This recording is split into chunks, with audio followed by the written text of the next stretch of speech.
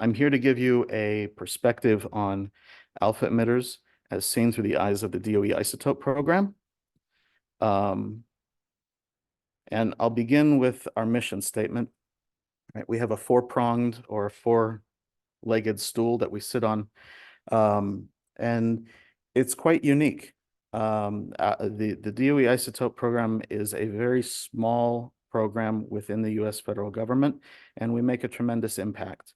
Primarily, we produce and distribute radioactive and stable enriched isotopes that are in short supply. And that includes byproducts or surplus materials. We maintain the infrastructure, we conduct new R&D, and we ensure robust domestic U.S. supply chains for domestic use in the U.S. To ensure national preparedness. But above and beyond, we operate as a nonprofit agency. We do not compete with domestic U.S. Small businesses and large businesses. We fill gaps. So if industry can demonstrate the ability to satisfy the domestic U.S. need, then there's a provision, well-established one, to petition us to exit a market. Some may ask, why does the U.S. government have a role in isotope production? And it's for that very, very reason that I just stated. We don't compete and we fill gaps. Often, well, there are many reasons why we would be in the market of an isotope, but generally speaking, if we are in the market, it's because there's a need for us to be there, to shore up supply chains, to ensure the robustness of ability of supply and access, and so forth and so on. I will point out that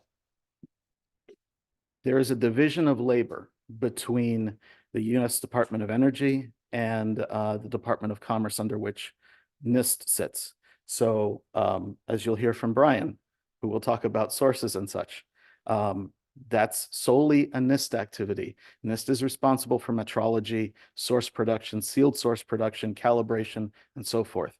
We produce the material, and we respond to requests from stakeholders. So how do we do what we do?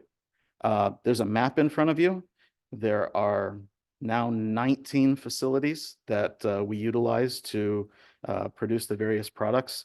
And that's up in terms of magnitude by about a factor of 2. We started with 6 when the program came to the Office of Science, and we've since added 13, and that's in a little less than a decade.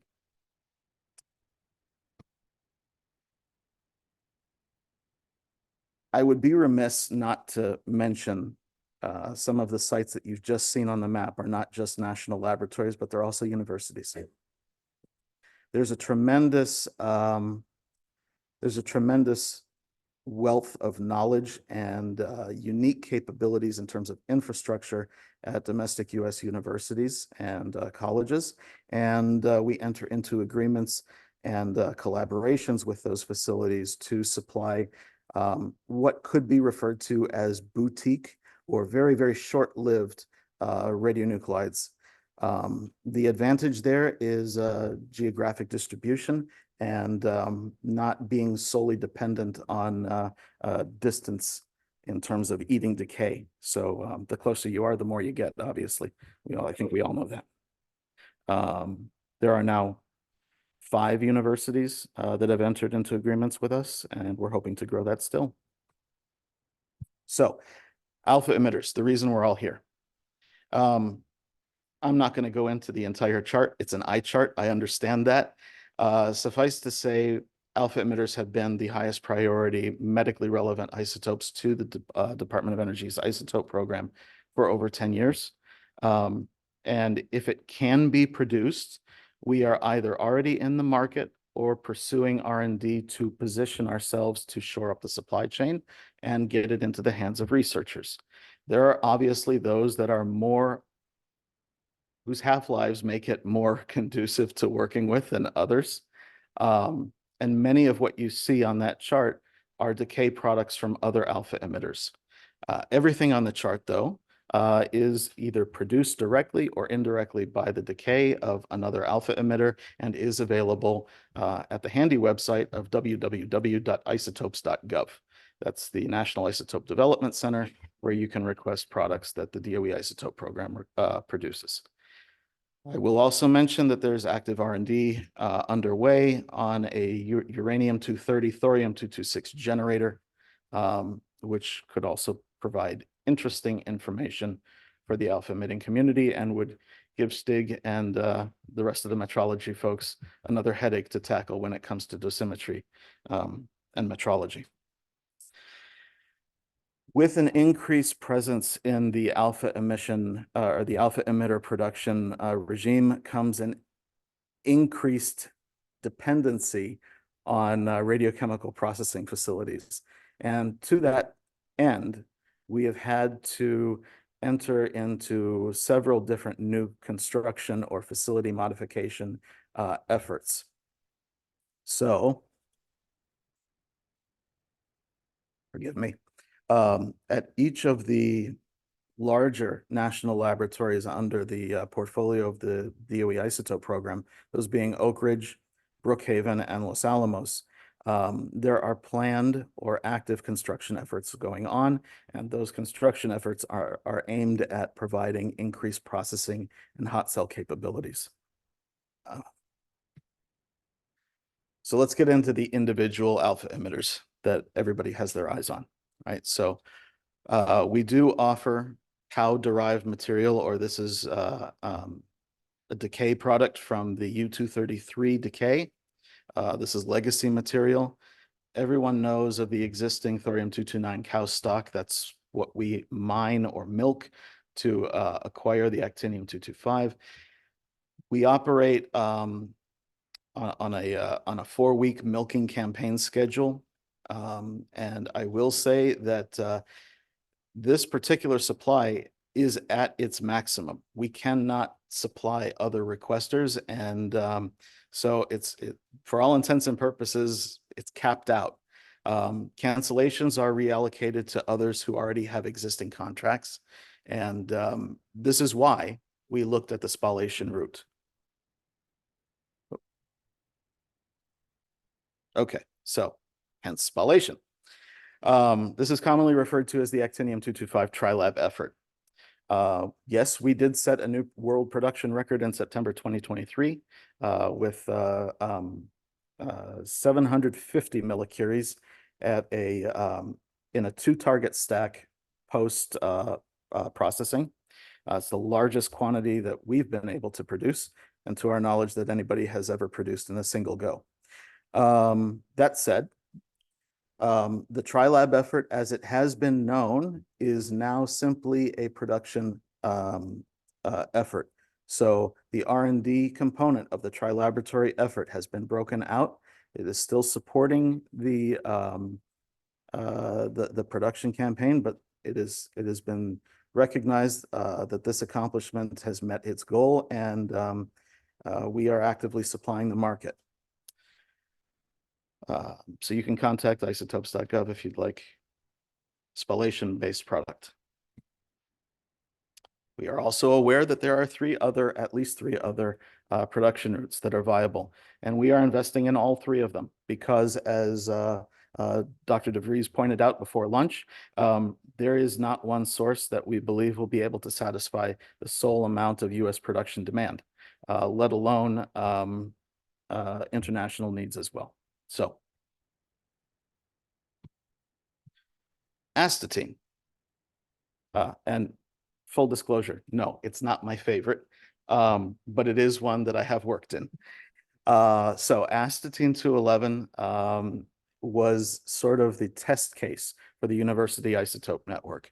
This is one that has a very short half-life, 7.62 hours. So if it goes overnight, you've got 10%, roughly, give or take, of the activity that was shipped the day before that you'll receive in your facility. So a regional production network was really seen as a potentially favorable way to provide this radionuclide. And that's what we started with, and it has since evolved.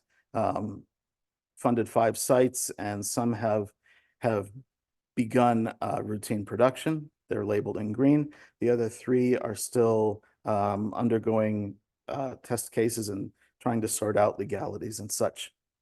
But the key attribute of this particular development was the picture that's seen on the right, which is a modular target station.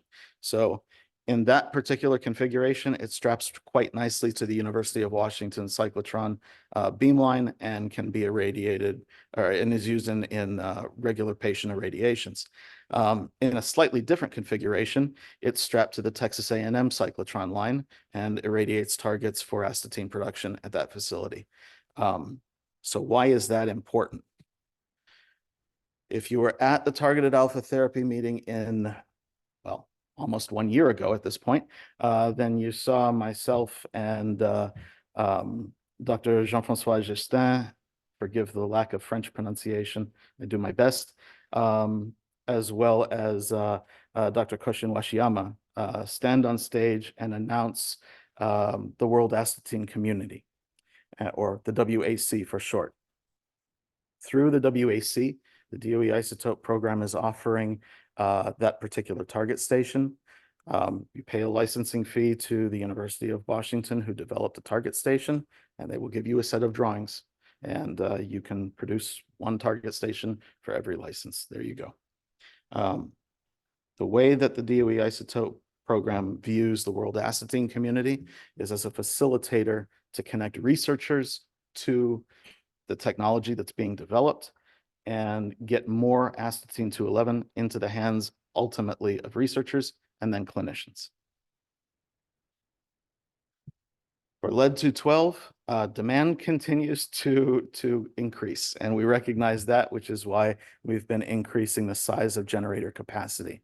In FY24, which is begun in October of this year, so October of 23 was the beginning of fiscal year 24 for the US. We increased capability to a 20 millicurie generator, and we are looking at increasing sizes again to 30 millicurie generators as an option. There have been requests for large quantities, and while we don't think we can handle a single generator of a large quantity, we do think we can meet the desire for, say, hundreds of millicuries, but it might require multiple generators to get there, at least for right now. So I'm happy to conclude and give back some time. We see alpha-emitters as a tool in the clinician's toolbox, as well as the researcher's supply kit to find new and exciting ways of utilizing ionizing radiation. And it's part of our mission to supply and meet that domestic need in the US. Alternative production approaches are always being explored for new alpha emitters. And we're looking to expand and increase more production sites for astatine-211, as well as the processing facilities that we use. With that, I say thank you